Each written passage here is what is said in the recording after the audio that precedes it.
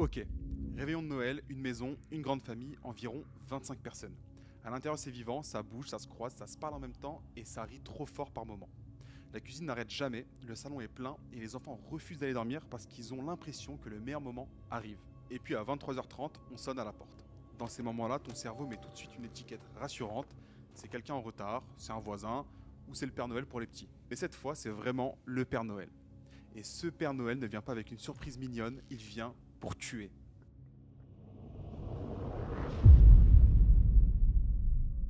Yo YouTube, j'espère que vous allez bien. Aujourd'hui, on raconte une histoire vraie, glaçante, le massacre de Covina, aussi appelé le Père Noël tueur. What's your address? Ma'am, I understand. I need to know your address. Shot. I heard the shots and they were like poppers and I wasn't sure what it was. My whole family, there's 30 people, 25 people. Le 24 décembre 2008, en Californie, un homme déguisé en Père Noël s'introduit dans un réveillon familial et en quelques minutes, une soirée normale se transforme en cauchemar. Avertissement rapide, on parle d'un fait divers violent, et je vais éviter les détails inutiles, mais le sujet reste dur. Prenez soin de vous, installez-vous, et on y va. Dans cette histoire, ce qui met mal à l'aise, c'est que rien ne crie au danger au premier regard. Le Père Noël, c'est Bruce Jeffrey Pardo. 45 ans, ingénieur électricien, un bon poste, une vie qui ressemble à celle de plein de gens, boulot, trajet, routine. Le genre de personne dont on se souvient à peine après une discussion, polie, effacée, sans éclat. En 2006, il se marie avec Sylvia Ortega qui a déjà des enfants. Sur le papier, famille recomposée, une nouvelle chance, une vie qui se construit. Sauf que le quotidien, lui, ne se vit pas sur le papier. Et quand un couple commence à aller mal, ce n'est pas toujours des grandes scènes. Parfois c'est pire, parfois c'est lent, ce sont des petites phrases qui s'accumulent, des tensions qui s'installent, des disputes qui reviennent toujours sur les mêmes sujets, une sensation que plus rien n'est simple, que chaque décision est une bataille miniature. Petit à petit, la relation ne ressemble plus à un foyer, mais à une zone de friction permanente. Et Bruce, lui, ne gère pas ça en parlant, en lâchant prise, en prenant du recul, il encaisse et il rumine. Et en 2008, tout s'effondre d'un coup. Sylvia lance le divorce, Bruce perd son travail et le tribunal lui impose des paiements. Il doit verser une grosse somme et même son chien, il le perd. Le divorce est finalisé le 18 décembre 2008, une semaine avant Noël. Et c'est là que la trajectoire change. Certains vivent une rupture comme un échec, d'autres comme une libération. Bruce, lui, le vit comme une humiliation. Et il répète à des proches qu'on lui a tout pris, qu'on l'a ruiné et qu'il a été détruit. En plus, il se répète cette histoire, puis il devient, dans sa tête, la seule vérité. Ce qui rend cette affaire terrifiante, c'est que c'est pas une soirée qui dégénère. C'est pas un accident et c'est pas une impulsion de 10 secondes. C'est un plan. Et dans les mois qui précèdent, Bruce se procure plusieurs armes, il loue des voitures, il prépare les trajets, il anticipe une sortie, puis une autre. Et il pense comme quelqu'un qui veut que tout s'emboîte. Et puis, il y a l'idée la plus glaçante, le déguisement. Le Père Noël, le 24 décembre, c'est le passe-partout parfait. Tu peux approcher une maison sans alerter, tu peux être attendu sans être invité, et tu peux même faire ouvrir la porte avec le sourire parce que personne ne veut être celui qui casse la magie. Il se fait faire un costume sur mesure, taille XXL, et en parallèle, il bricole un dispositif incendiaire. L'objectif n'est pas seulement d'attaquer, l'objectif c'est de transformer la maison en piège. Sa cible, ce n'est pas uniquement Sylvia, c'est la famille Ortega au complet, parce qu'ils se réunissent traditionnellement le 24 au soir. Dans sa tête, Noël devient une date fixe. Un moment où tout le monde est là, un moment où personne ne se méfie, un moment où il peut frapper d'un seul coup.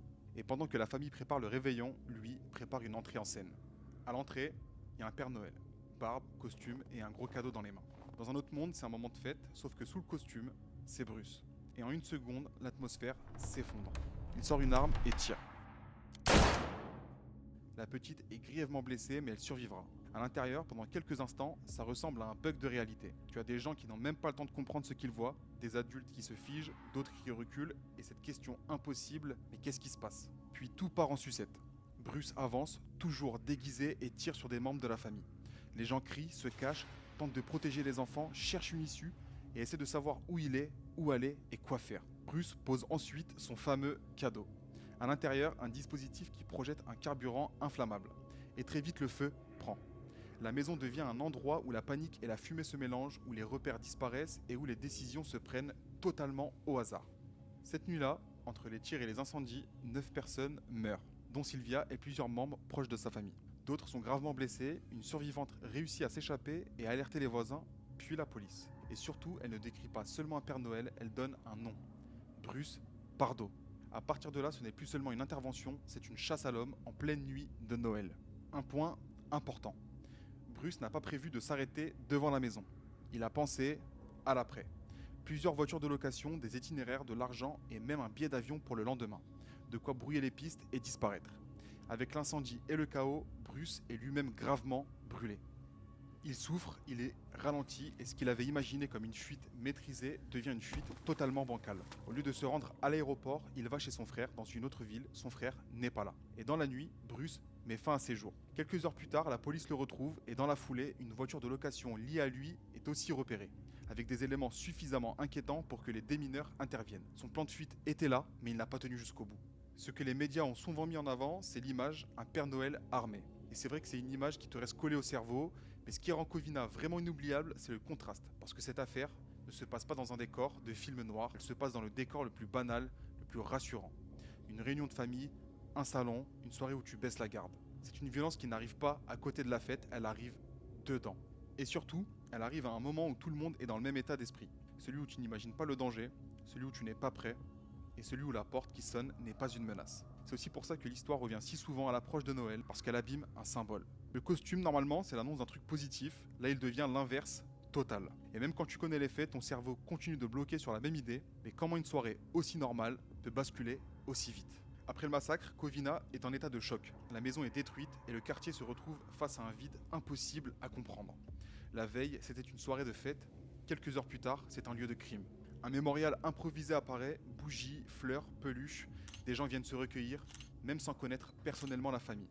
Parce que l'histoire a touché quelque chose de collectif. L'affaire fait le tour des États-Unis parce que l'image est trop forte, trop dérangeante.